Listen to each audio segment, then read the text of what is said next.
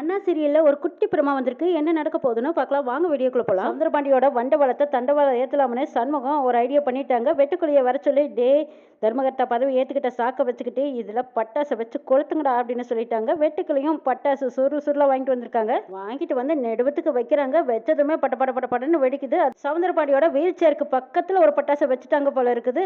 எல்லாருமே பறந்தடிச்சுக்கிட்டு பட்டாசு சத்தம் கேட்டதும் ஓடுறாங்க. சவுந்தரபாண்டியும் எடுக்கிறாங்க. ஓட்டம் எடுத்து போய் கார்கிட்ட போய் நின்று திரும்பி பாக்குறாரு. எல்லாருமே போக மூட்டத்துல என்ன நடந்ததுன்னே தெரியலையே அப்படின்னு சந்தோஷத்துல எல்லாரும் கொண்டாடிட்டு இருக்கும் போது எங்கடா இது வீல் சேர் மட்டும் கிடக்குது, ஆளை காணுமேன்னு பாக்குறாங்க. சவுந்தரபாண்டி அங்க காருக்கு பக்கத்துல கார் டோரை நீக்கிக்கிட்டு நிக்கிறாரு.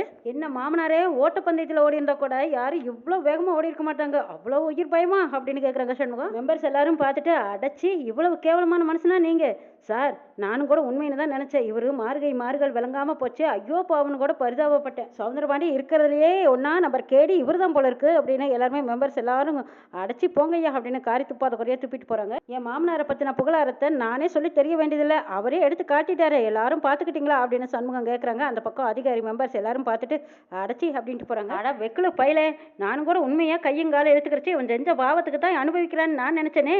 அட பாவி சண்டாளா, உன் மவதான தர்மகர்த்தா பதவி ஏத்துக்கிட்டா இதுல போய் சந்தோஷப்படாம இப்படி எல்லாத்துக்கையும் முட்டாளாக்குற மாதிரி இப்படி ஒரு வேஷம் போட்டுருக்கிறியன்னு வைகுண்டம் திட்டு தீக்குறாங்க. மதனி, நீ டாக்டர் தானே, இவருக்கு பக்கவாதம் வந்ததா வரலையான்னு உன்னால கூடவா கண்டுபிடிக்க முடியலன்னு எசிக்கு 2 திட்டிட்டு மறுபடியும் மாமனாரை திட்டி தீக்குறாங்க.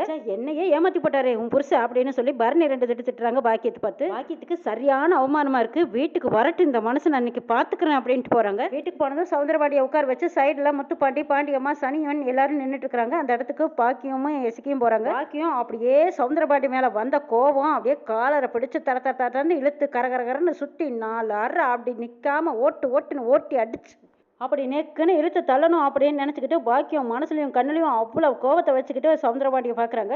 அடத்தூ, என்ன மனுஷியா நீ, கையங்கால் இழுத்துக்கிறச்சேன்னு நான் எத்தனை கண்ணீர் விட்டுருப்பேன், எத்தனை சாமிக்கு நேர்த்திக்கடன் வச்சிருப்பேன், நீ எல்லாம் ஒரு மனுஷன் தானான்னு கேட்டுட்டு இருக்கிறாங்க. பாக்கியம், ஏய் என்னடி நினச்சிக்கிட்டு இருக்கிற, என் தம்பி பாவை எடுத்து பேசிக்கிட்டு இருக்கிறேன்னு கேட்குறாங்க. பாண்டியம்மா, அடைச்சி நீ வாய மூடு, நீயும் கூட்டு கலவானி தானேன்னு பாக்கியம் பாண்டியம்மா கிட்டையும் பாயிறாங்க. நீ எல்லாம் ஒரு பெரிய மனுஷனையான்னு பாக்கியம் கேட்குறாங்க. கேட்ட கேள்விக்கே பலார்னு அரைஞ்சிருக்கணும் அப்படின்னு நினைக்கிறாங்க சிவபாலனும் எஸ்கியும். அம்மா என்ன நினைச்சிட்டு இருக்கிற, நீ என்ன அப்பாவையே எடுத்து கேட்குற அப்படிங்கிற மாதிரி முத்துப்பாண்டி ஒரு பக்கம் கையை நீட்டி அவங்க அம்மாவை அதட்டுறாங்க.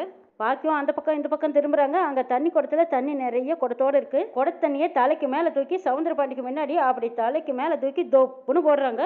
அதை கண்டு பயந்த சவுந்தரபாண்டி அப்படி கூணி குறுகிட்டு அப்புறம் எழுந்திருச்சு நிக்கிறாங்க. சரியான வீர மாதிரி நிக்கிறாங்க. பாக்கியத்தை ஏத்துக்கிட்டு, என்னடி அந்த வெறும்பைய என்னடானா எனக்கு அடியிலேயே வெடிய வச்சு என்ன ஓட விடுறான்டானா, நான் கொஞ்சம் கண்ணை மூடனா நீ குண்டாவை தூக்கி மேல போட்டு என்ன அப்படி உசி போடுற, நான் கொஞ்சம் அசந்து உட்கார்ந்துருக்கையில இவரை நம்ம டிஸ்டர்ப் பண்ணக்கூடாதுன்னு ஒரு சவுண்டு கூட விடாம அப்படி பம்மி நடந்து வருவேன். இப்ப என்னடானா குடத்தை தூக்கி போட்டு சீனு போடுறேன்னு கேக்குறாங்க சவுந்தரபாண்டி. உங்க மண்டையில போட்டிருக்கணும், எனக்கு மனசு வரல, அதனாலதான் தரையில போட்டுட்டேங்கிறாங்க. பாக்கியம், என்ன மனுஷங்க நீங்க, ஐயோ கையை காலி இழுத்துக்கிடுச்சு, இல்லாத தெய்வம் இல்ல, வைக்காத நேர்ச்சி இல்ல, என்ன நடிப்பு, மகா நடிப்பு, இதெல்லாம் தேவைதானா? இப்போ ஊருக்கு முன்னாடி அம்பலப்பட்டு அசிங்கப்பட்டு ஊருக்கு முன்னாடி எல்லாரும் முன்னாடியும் தலை குனிஞ்சு நிக்கிறியே, இதெல்லாம் ஒரு பொழப்பா? நீ எல்லாம் ஒரு பெரிய மனுஷனா? ஐயா, உன் பொண்ணு தானே உங்க தர்மகர்த்தா பதவி ஏத்துக்கிட்டா சந்தோஷப்படுறத விட்டுட்டு இப்படியா பக்கவாதம் வந்த மாதிரி நடிப்பே? நீ இருக்கிறதும் ஒண்ணுதான், பக்கவாதம் வந்து கிடக்கிறது ஒண்ணுதான். அடத்தூ அப்படின்னு துப்பி தூத்திட்டு போறாங்க. பாக்கியம், அடத்தூ, எங்க அண்ணன் கிட்ட ஜெயிக்க முடியலனா இப்படி பொணமா தான் நடிக்கணும் அப்படின்னு நினைச்சிட்டு எசக்கியும் அப்படி வெடுக்குன்னு இழுத்துட்டு போறாங்க. பாண்டி அம்மாவும் முத்துப்பாண்டியும் எஸ்கே கிட்டையும் பாக்கியத்துக்கிட்டையும் அப்படி முறுக்கிக்கிட்டு நிற்கிறாங்க. அடத்தூ, செத்த மனுஷனுக்கு ஒத்து உதற சங்கு தானே இது ரெண்டும் அப்படின்ட்டு அவங்களும் தூணு துப்பிட்டு போயிட்டாங்க. ஏய் சவுந்தரம், இவளுகளை இப்படியே விடக்கூடாது, வெளியாளுக மதிக்கலைனாலும் உள்ள அலுவலகிட்ட நம்ம மதிப்பா இருக்கணும்ல சவுந்தரம். மருமவனே வெறுமை என் தங்கச்சியும் சவுந்தரம் பொண்டாட்டியும் இப்படியே விடக்கூடாது, 2 பட்டியும் அடக்கி வைக்கணுங்கிறாங்க. பாண்டியம்மா, அக்கா என்னோட நேரம் சரிஞ்சுக்கிட்டு போயிருச்சே, இப்ப நான் என்ன செய்வேன், எந்த பக்கம் திரும்பினாலும் காரி துப்பிட்டு போறாங்களே, நான் என்னக்கா பண்ணட்டுங்கிறாங்க சவுந்தரபாண்டி. ஐயா, நான் ஒரு ஐடியா சொல்றேன்னு சனியன் சொல்றாங்க. அவங்க ஐடியாவையும் என்னன்னு கேட்கறாங்க. என்ன நடக்குதுன்னு நாளை சொல்ல பார்க்கலாம்.